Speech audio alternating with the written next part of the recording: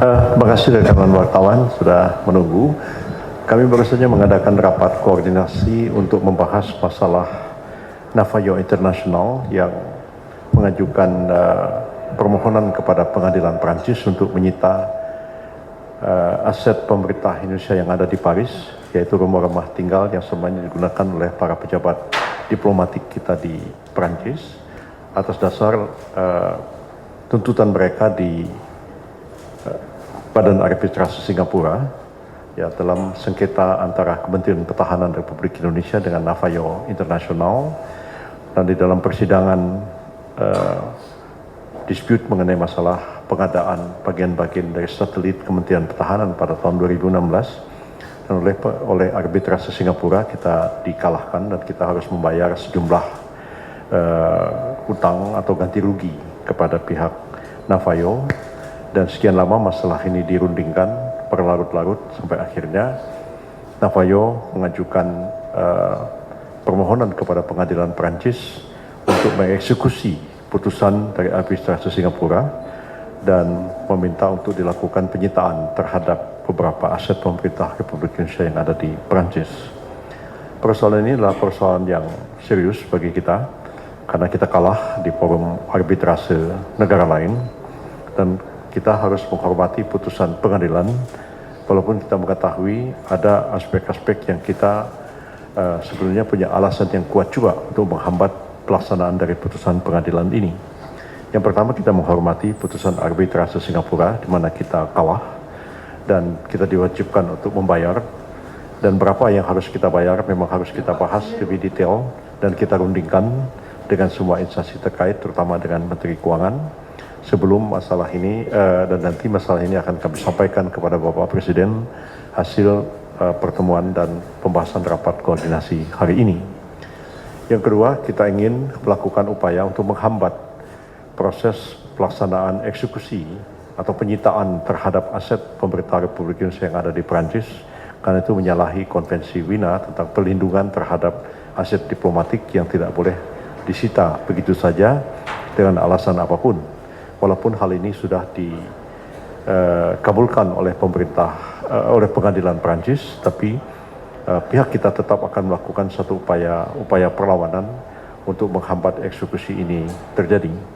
Saya sendiri pada tanggal 28 Maret ini akan menghadiri konferensi atau pertemuan OECD di Paris, dan juga sekaligus akan melakukan pembicaraan dengan Menteri Kehakiman Prancis, dan masalah ini juga menjadi satu agenda agar menjadi perhatian bagi pemerintah Prancis, oleh karena bisa menjadi presiden di seluruh dunia ketika terjadi dispute dengan satu perusahaan swasta, lantas kemudian oleh pengadilan negara tertentu kemudian diberikan kesempatan untuk melakukan penyitaan terhadap aset-aset yang sebetulnya dilindungi oleh konvensi tentang aset diplomatik. Yang ketiga, sebenarnya persoalan yang terkait dengan Navajo ini ada aspek-aspek pidananya yang sudah dilakukan penyelidikan dan penyidikan oleh Kejaksaan Agung, dan berdasarkan hasil audit dari BPKP sebenarnya pihak Navajo pun melakukan suatu wanpersasi, ya, tidak memenuhi kewajibannya, dan menurut perhitungan oleh pihak BPKP nilai yang sudah dilakukan, pekerjaan yang sudah dilakukan oleh pihak Navajo itu hanya sejumlah 1,9 miliar, ya. Jadi jauh sama sekali daripada apa yang diperjanjikan oleh Kemhan dengan mereka. Tapi ketika kita kalah di Arbitrase Singapura, kita harus membayar dalam jumlah yang sangat besar. Nah, aspek penyidikan ini setelah berlangsung, jadi pihak-pihak yang terkait di dalam negeri itu sudah diperiksa, sudah disidik, sudah ditetapkan sebagai tersangka dalam kasus korupsi ini. Tapi pihak Navajo-nya itu sudah berapa kali dipanggil oleh Kejaksaan Agung, tapi tidak kunjung hadir untuk diperiksa sebagai terperiksa maupun ditetapkan sebagai tersangka dalam kasus ini. Dan berapa ini kita sepakati bahwa kalau memang sudah cukup alasan untuk menyatakan mereka sebagai tersangka berdasarkan pemeriksaan pendahuluan yang sudah ada sekarang ini, maka ya lebih baik dinyatakan sebagai tersangka, dan kita minta kepada Interpol untuk mengejar yang bersangkutan agar ditangkap dan dibawa ke Indonesia untuk diadili dalam kasus korupsi, sehingga masalah ini tidak menjadi beban bagi kita. Kalau memang ternyata di balik semua ini ada korupsi, kenapa pemerintah Indonesia harus membayar kompensasi begitu besar kepada pihak Navajo? Yang terakhir adalah dalam rapat ini disepakati bahwa Kemenko Hukum, HAM, Imigrasi dan Pemasyarakatan itu akan menyampaikan surat kepada semua kementerian dan kepada lembaga pemerintah agar berhati-hati dalam membuat perjanjian kontrak dengan negara lain ataupun dengan pihak swasta, siapapun swasta itu di dalam maupun di luar negeri, untuk hati-hati draft kontrak itu dan jika perlu konsultasi kepada Jamdatun, Kejaksaan Agung, ataupun juga Kementerian Hukum atau Kemenko Hukum, HAM, Imigrasi dan Pemasyarakatan, sehingga perjanjian itu betul-betul kuat, posisinya itu jelas, sehingga kalau terjadi dispute, posisi pemerintah itu kuat dan tidak mudah dikalahkan oleh pengadilan ataupun arbitrase di luar negeri. Dan ini saya kira sangat penting untuk dipatuhi bersama. Dan ini jadi pengalaman bagi kita. Kementerian Pertahanan pada tahun 2016 membuat sejumlah perjanjian dengan pihak swasta asing, Airbus, kemudian Telstar, kemudian juga Navajo. Tapi semua perjanjiannya mengatakan kalau terjadi dispute akan diputuskan oleh arbitrase Singapura. Nah, harusnya kita tegas mengatakan karena perjanjian itu dibuat di Indonesia dan perjanjian itu wajib dibuat dalam bahasa Indonesia. Kalau dibuat di Indonesia berdasarkan undang-undang bahasa dan lambang negara, dan kemudian juga kalau terjadi dispute itu harus diselesaikan secara musyawarah mufakat. Kalau tidak selesai bisa dibawa kepada Badan Arbitrase Nasional Indonesia atau diputuskan oleh pengadilan Indonesia sendiri. Jangan kita yang membuat perjanjian dengan pihak asing, pihaknya ini juga dari salah satu negara Eropa, tapi kalau terjadi dispute diputuskan oleh arbitrase Singapura. Kan aneh bikin perjanjian seperti itu. Dan karena itu harus menjadi perhatian kita bersama supaya kita tidak dirugikan oleh kasus-kasus seperti Navajo ini. Saya kira dari saya itu, Pak Oto, silakan Pak menambahkan. Terima kasih Pak Menko. Saya nggak menambah saja, hanya untuk menekankan saja bahwa memang penyidikan telah dilakukan oleh Kejaksaan Agung terhadap kasus Navajo ini. Dan ini sebagai peringatan juga bagi pihak-pihak lain bahwa jangan mengira bahwa dia malah bermain-main dengan pemerintah Indonesia, lantas mengajukan gugatan arbitrase, kemudian kita kalah, lantas dia mau ambil uang dari negara.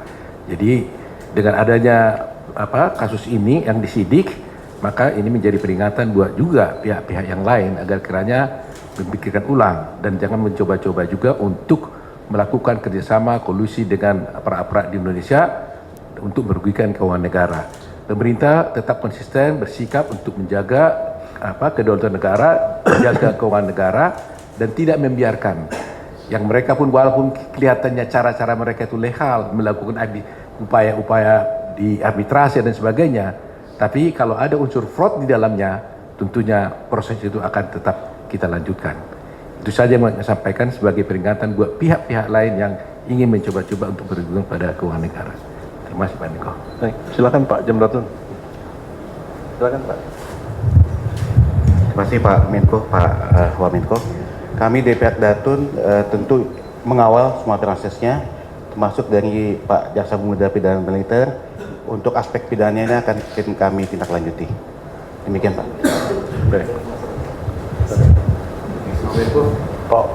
Pak Wamen, ada mau tanya? Tidak. Ada.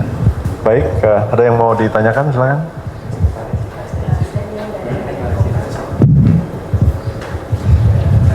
Izin Pak Menko, saya Dian dari Harian Kompas ingin bertanya terkait kasus ini tuh berarti perjalanannya bagaimana ya Pak setelah dari pengadilan arbitrase Singapura kok sampai pihak swasta ini sudah bergerak mau ke eksekusi gitu, apakah kita belum membayar kewajiban itu atau bagaimana Pak? Yang pertama itu, terus yang kedua apakah masih ada perusahaan lain, tadi Bapak sempat menyebutkan selain Navajo ada Airbus, ada apalagi gitu yang berpotensi akan mengajukan gugatan serupa Pak.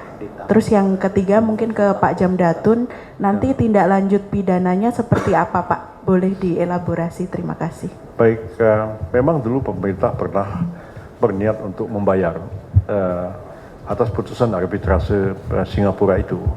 Tapi kemudian terdapat petunjuk bahwa ada aspek kerugian keuangan negaranya di sini, dan karena itu BPK melakukan audit. BPK melakukan audit dan menemukan sejumlah kejanggalan atas proyek ini. Jadi yang dikerjakan oleh pihak Navajo itu baru 1,9 miliar dari 16 juta dolar kontrak yang ditandatangani dengan mereka, tetapi itu belum terungkap pada waktu persidangan di arbitrase Singapura itu dilakukan. Jadi kita tahu bahwa putusan arbitrase itu kan sudah final dan kita tidak dapat mengajukan bukti-bukti baru. Kalau sekiranya itu pengadilan, kita bisa mengajukan PK atas novum baru hasil audit dari BPKP itu. Dan putusan itu sudah inkrah, tapi ketika terdapat indikasi korupsi, maka kemudian pemerintah menunda pembayaran ini. Tapi ada konsekuensinya, karena ditunda kemudian bunganya menjadi berlipat-lipat dan menjadi sangat besar jumlahnya sekarang ini. Dan pihak Navajo terus meminta supaya pemerintah Indonesia membayar, tapi belum juga terlaksana karena proses penyidikan pidana juga sedang berjalan, dan ini agak terhambat justru karena pihak Navajo sendiri tidak mau hadir. Dipanggil dengan sah 3 kali, sudah diterima tapi tidak mau memenuhi panggilan, dan karena itu pemerintah sekarang akan bertindak keras. Ya. Kalau memang cukup alasan, nyatakan tersangka, kita minta Interpol supaya orang Navajo itu ditangkap. Ya. Karena kita tidak bisa, dia mempermainkan kita melalui arbitrase di negara lain, kita dikalahkan, dia sendiri tidak melakukan kewajibannya, dan kita harus membayar dengan jumlah sebegitu besar, tanpa prestasi apapun diberikan kepada kita. Kita nggak bisa terima hal itu. Dan kita ini kan menyelesaikan apa yang sudah dilakukan oleh pemerintah yang lalu. Kasus ini tahun 2016, bukan sekarang ini. Dan karena itu, langkah yang kita tempuh adalah kita ada niat untuk membayar, berapa yang harus dibayar, kita akan negosiasikan, tapi proses pidana juga akan berjalan terus. Kita menyadari bahwa kalau kita tidak bersikap tegas terhadap hal ini, kemungkinan juga akan ada efek domino dari kasus ini. Karena para konsultan yang terlibat dalam proyek pengadaan satelit ini juga ada Airbus, ada Telstar, ada apa ya?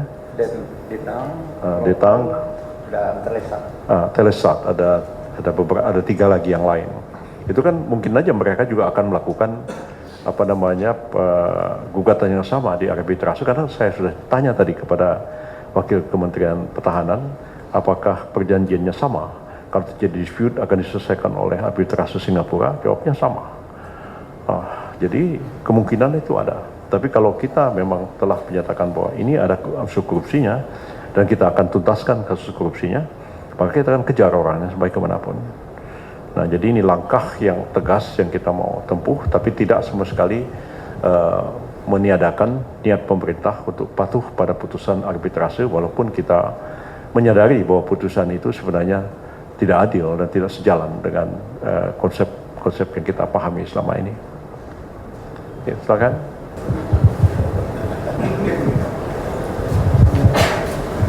Selamat siang Pak Menko, saya Fat dari kantor Berita Antara. Menegaskan aja Pak Menko, untuk upaya perlawanan penolakan itu tadi, bagaimana yang akan dilakukan pemerintah Indonesia? Apakah itu termasuk juga upaya hukum? Kemudian di Pengadilan Negeri Jakarta Pusat itu ada perkara pembatalan arbitrase yang diajukan oleh Kementerian Pertahanan terhadap Navajo, itu kelanjutannya seperti apa Pak Menko? Terima kasih.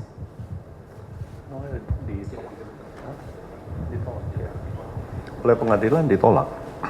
Ya.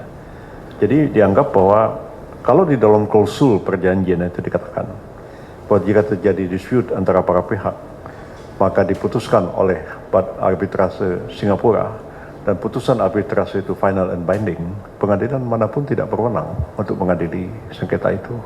Saya kira itu yang terjadi di Jakarta Pusat. Makanya Jakarta Pusat kemudian menolak untuk menyidangkan kembali kasus itu. Itu yang saya katakan tadi. Harusnya menjadi pelajaran bagi semua kementerian dan lembaga. Kalau membuat perjanjian dengan pihak asing, pemerintah maupun swasta asing, ya jangan seperti itulah. Di mana nasionalisme kita? Kok pakai uang negara, pakai uang rakyat, bikin perjanjian, tapi kalau terjadi dispute, diselesaikan oleh arbitrase di negara lain. Kan harusnya ditunduk pada hukum Indonesia, diselesaikan oleh pengadilan Indonesia. Kalau pihak itu tidak bersedia, jangan teken perjanjiannya. Kalau saya tegas saja seperti itu. Jadi saya mau Pak Oto sebagai advokat lah sebelum masuk lagi ke pemerintahan, selalu menasihati klien seperti itu. Kalau ini perjanjian harus ditafsirkan menurut hukum Indonesia. Dan kalau terjadi dispute harus diselesaikan oleh misalnya pengadilan Jakarta Pusat atau pengadilan Jakarta Selatan. Kita aja menasihati seperti itu kepada orang swasta. Masa kita menaikkan perjanjian atas nama pemerintah kalau dispute diselesaikan oleh arbitrase Singapura. Itu harus menjadi pelajaran bagi kita semua. Dan saya pikir masalah ini sudah tidak terjadi ya. Dulu tahun 2002-2003 saya pernah ikut terlibat menangani kasus Balongan Pertamina dulu. Kalah juga kan di arbitrase New York. Nah, kok enak, senang betul sekali bikin perjanjian kalau dispute diselesaikan arbitrase New York, arbitrase Singapura, arbitrase mana-mana lagi. Ini mentalitas kita juga yang kadang-kadang seperti ini bikin kacau negara ini. Ya, oke. Sudah cukup ya? Baik. Terima kasih banyak ya. Kita izin Pak. Nanti akan kita dengar pembahasan seperti apa dan selama ini berjalan mulus ya Pak Supraman juga tidak perlu mengkonsultasikannya dengan kami. Kalau sekiranya ada beberapa hal-hal yang krusial tentu barangkali perlu diangkat ke rapat koordinasi untuk diselesaikan. Tapi kami berharap memang KUHP baru ini akan lebih baik ya dibandingkan yang sekarang, walaupun dulu disebut itu karya agung bahasa Indonesia. Tapi saya sendiri juga pernah dulu beberapa kali menguji pasal-pasal KUHP itu ke Mahkamah Konstitusi dan kemudian dibatalkan oleh Mahkamah Konstitusi. Saya kira memang kita memerlukan KUHP yang lebih menjamin hak asasi manusia. Dan juga di dalamnya itu betul-betul menjamin adanya keadilan dan kepastian hukum. Nah, salah satu hal yang dibahas di dalam KUHP baru ini yaitu mengenai orang dilakukan orang dinyatakan sebagai tersangka ya. Nah, tersangka ini kan nggak ada batasnya. Orang dicegah ke luar negeri ada batasnya, tidak boleh lebih dari 2 kali 6 bulan. Tapi kalau orang dinyatakan tersangka sampai kapan? Ibu Rahmawati itu sampai meninggal, statusnya tersangka. Pak Kiflan Zain itu statusnya tersangka sampai sekarang. Sudah bertahun-tahun. Jadi saya kira ini harus diselesaikan dan KUHP baru telah menyatakan bahwa orang dinyatakan tersangka itu tidak boleh lebih dari 2 tahun. Itu dalam draft. Jadi kalau penyidik menyatakan orang itu melakukan kejahatan, 2 tahun dia kumpulkan alat bukti tidak kunjung dapat, ya sudah orang itu harus dilepaskan. Buat apa orang disiksa terus-menerus, dinyatakan tersangka kan menjadi beban moral bagi orang.